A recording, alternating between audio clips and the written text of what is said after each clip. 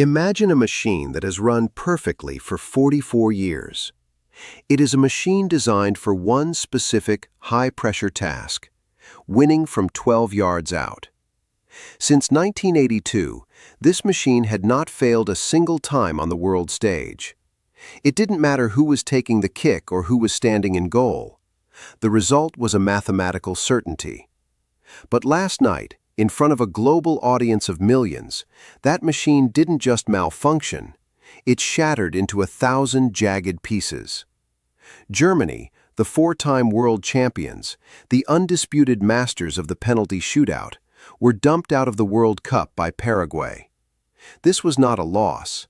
It was an institutional collapse. To understand the scale of what happened in this match, you have to look past the scoreboard. You have to look at the aura. For decades, the German national team operated on a different psychological plane than the rest of the footballing world.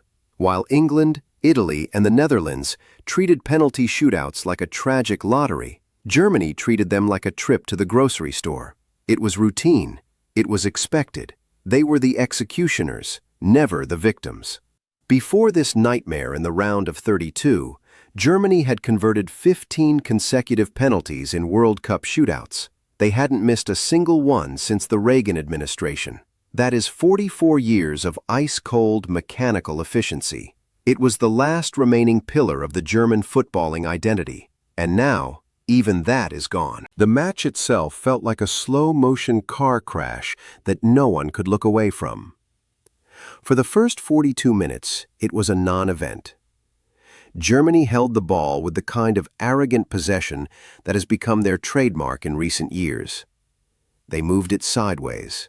They moved it backward. They recycled play with an obsession for control that lacked any hint of a cutting edge. Paraguay, ranked 34th in the world and recently humiliated by the United States, simply sat back and waited. They knew the secret that the rest of the world has discovered.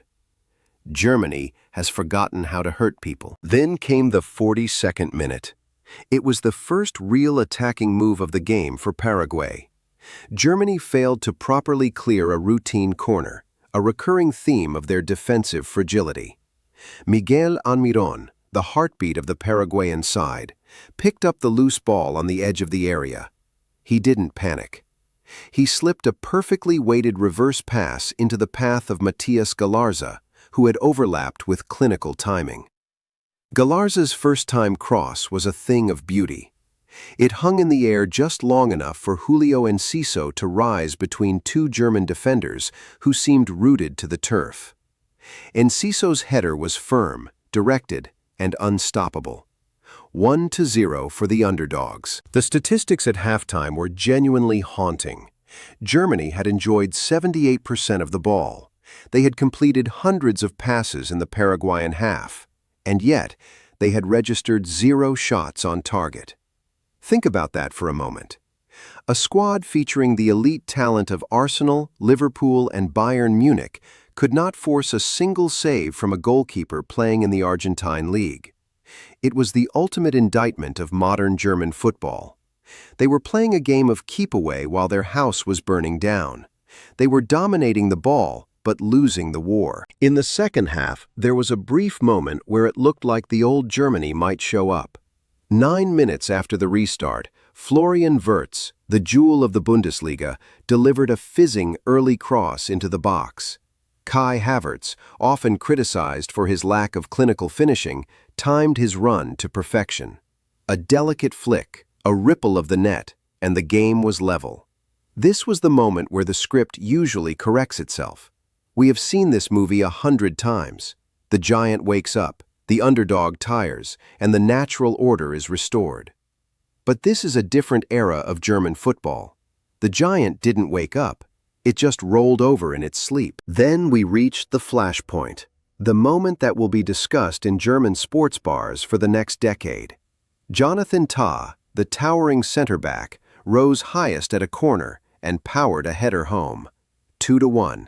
Germany was ahead. The bench cleared. The relief was palpable. But then, the dreaded silent signal from the referee's ear. VAR was intervening. The replay showed a tangle of limbs between Germany's Waldemar Anton and the Paraguayan goalkeeper. It was a collision that happens at every single corner in every single professional league in the world. But the referee, after a long and agonizing look at the monitor, saw enough to rule it out. Foul. No goal. The German camp was incandescent with rage. Even Jürgen Klopp, watching from the sidelines of his post-managerial life, couldn't contain his frustration. He pointed out the staggering inconsistency of the decision. We see these exact same challenges waved away every weekend in the Premier League. We saw them allowed throughout the Champions League group stages. But here, on the world's biggest stage, a soft contact was used to strip away a nation's lifeline. It was another entry in the growing archive of VAR decisions where the technology doesn't provide clarity, but rather a new way to feel cheated. However, focusing on the referee is a trap. Germany did not lose because of a VAR decision. They lost because they allowed themselves to be in a position where a single subjective call could end their tournament. As the match bled into extra time, the physical disparity between the two teams became glaringly obvious. Paraguay, despite their lower ranking and supposedly inferior fitness, were winning every second ball. They were throwing their bodies in front of every cross. Their center backs, José Canale and Gustavo Gomez, were playing like men possessed. They were giving up significant height to the German attackers, yet they won every aerial duel that mattered. Germany kept sending on substitutes, searching for a spark that never came. The game stayed at 1-1. And so, it went to the spot. This was supposed to be the moment where Germany's historical DNA took over. This was their turf, their domain. Kai Havertz stepped up first.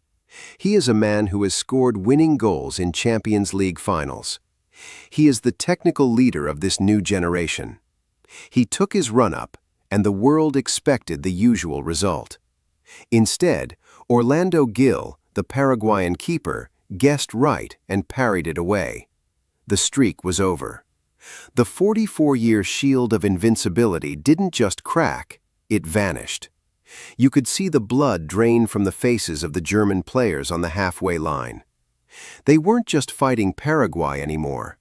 They were fighting the realization that they were mortal. The shootout descended into a fever dream of chaos.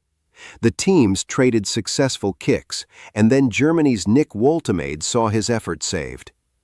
Paraguay had 2 chances to win the game outright, but the pressure of the moment seemed to finally get to them. Antonio Sanabria dragged his shot wide, his face buried in his shirt. Then, the legendary Manuel Neuer, perhaps playing his final minutes for his country, produced one last miracle. He dove to his left and denied Paraguay the win. The momentum had shifted. Germany was still alive. It felt like destiny was giving them a second chance to reclaim their honor. Up stepped Jonathan Tah for sudden death, the same man whose goal had been disallowed by the VAR earlier in the night. This was his chance for poetic justice. This was the moment to save the 4-time champions. He took a long run-up and put everything he had into the strike. The ball didn't just miss the goal. It cleared the crossbar by 3 yards, sailing into the dark night sky. It was a symbolic miss, high, wild, and devoid of the composure that once defined his nation. José Canale then stepped up for Paraguay. He didn't hesitate. He smashed the ball into the top corner with a ferocity that suggested he never doubted the outcome. Germany was out. Paraguay was through. This wasn't a fluke. We have to stop calling these results upsets. When you look at the trajectory of the German national team over the last decade, this loss to Paraguay was the logical conclusion of a long-term decay. In 2014, Germany was the undisputed king of the world. They went into the Maracanã and dismantled Brazil 7-1 in a performance that felt like it came from a superior civilization. They had the best goalkeeper, the best midfield, and the most efficient system. They were the gold standard. Since that night in Rio, it has been a relentless, agonizing slide into mediocrity. The numbers are brutal. In 2018, they went out in the group stage, losing to South Korea. In 2022, they went out in the group stage again, losing to Japan. Now, in 2026, they have failed to even reach the round of 16. 3 straight tournament humiliations. Before the 2014 final, Germany had won 75% of all the World Cup matches they had ever played in their history.